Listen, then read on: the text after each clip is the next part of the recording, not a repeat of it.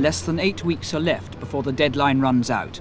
8 weeks in which, according to General Amin, 65,000 Asians must leave Uganda. So far, only a handful have gone. The rest spend day after day waiting in queue after queue. They queue for tickets, they queue for permits, they queue at ministries, they queue at the bank, but still they can't get out.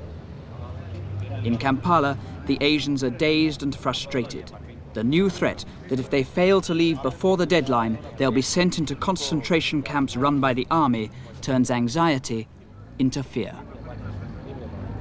Are you worried? Some people seem worried here about the situation actually in Uganda. Well, definitely. You see that at that moment, as you can see, every day you get a bloody new forms to fill it up. And every day new law, you know, and new rules. And you don't know what to do next. You go East African Airways, they give you a form to get a ticket. Then you fill that up, you go to Bank of Uganda, you go to other, you don't know what to do. Just run up and down, just looking for the forms, that's all. How long do you think it'll be before you're able to get out? Well, we don't know ourselves yet. We are still, as you can see, standing in a queue.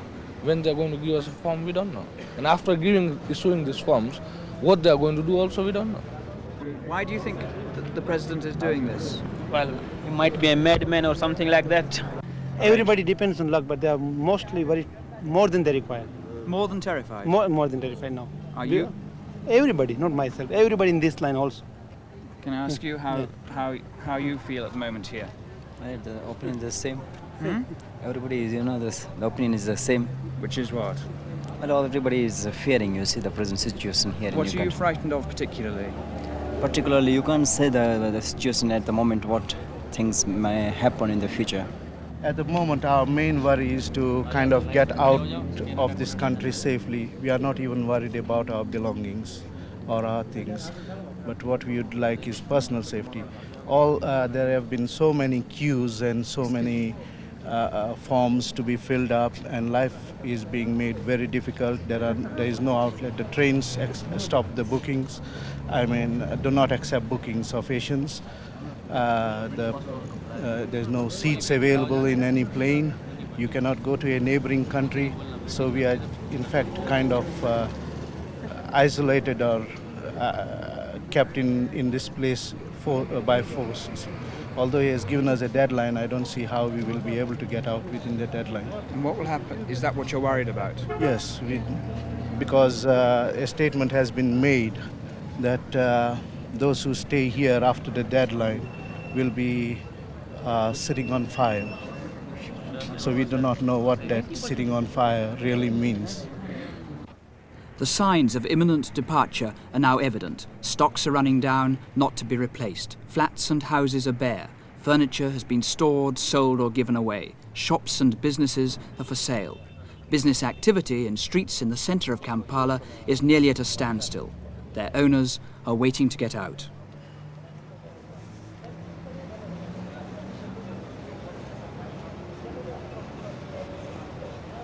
The Asians live on rumour and in fear.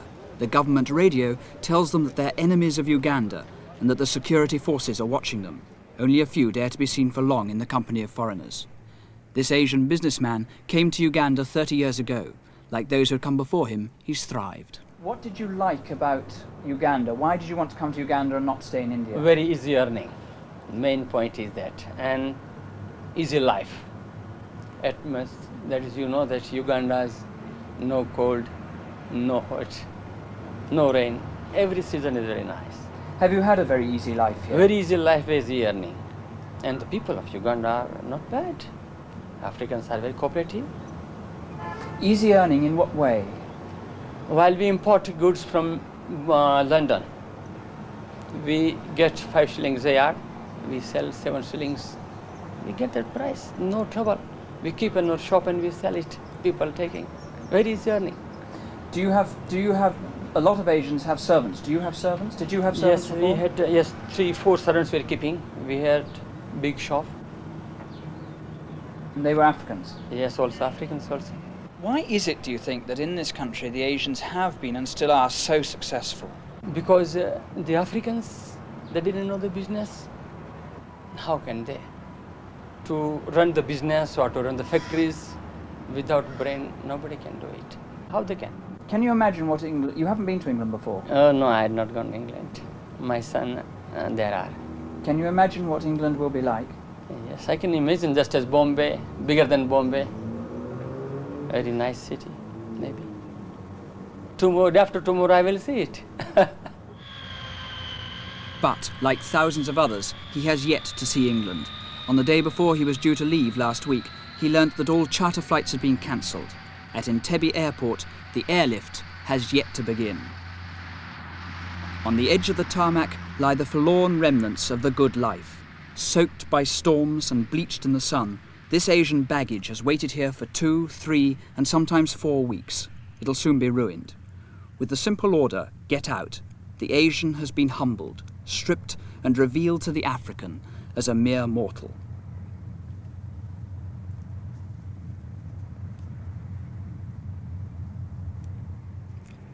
Until now, the Asian community, 80,000 out of a population of 10 million, has controlled Uganda's economy. They own nearly all the large shops and businesses. They do all the importing and exporting.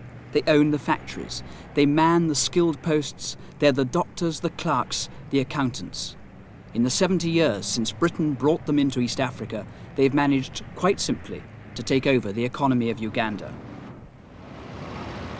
It is the Asians who have the large cars. The Africans drive jalopies, go by bus or on foot.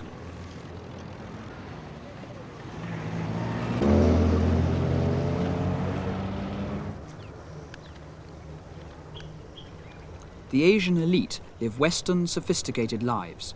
They enjoy the recreation of the affluent.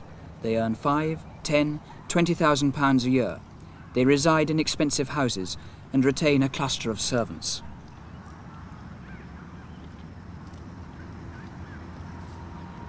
The Golf Club, an imperial legacy, now admits Asians as well as Europeans. The Africans are their caddies.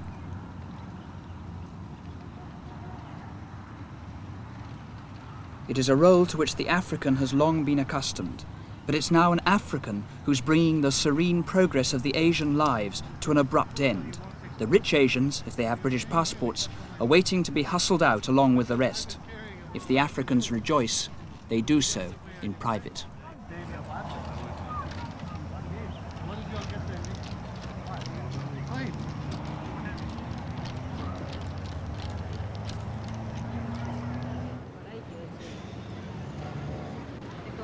The Asians' religion, their culture, makes contact with Africans, except in the most superficial way, almost impossible. Amin is obsessed by Asian exclusivity. Africans and Asians live in two different worlds. But now, the government is openly trying to stir up latent resentment against the Asians. Amin deeply resents the fact that Asians won't marry Africans, the fact that they remain a race apart.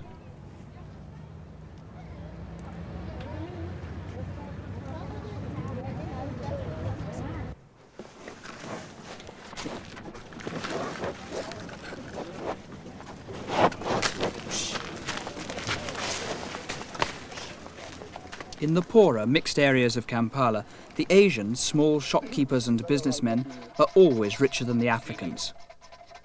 This man is typical of thousands of Asians in Uganda. His business employs 4 Africans and provides him with a comfortable income. It allows him to employ a houseboy, an African. The Africans are the servants in every Asian household.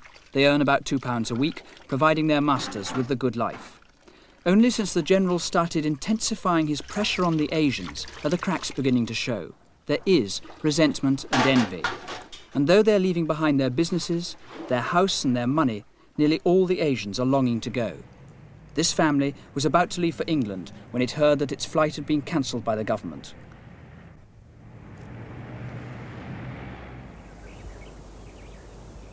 As the head of the family was frightened to speak openly in front of Africans for fear of informers, we were forced to go to the outskirts of Kampala to talk.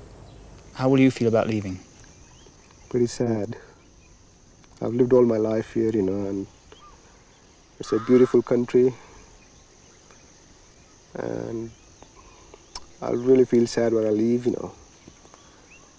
Because I used to think it's my own country, you know, at one time, because I'm born here. Now?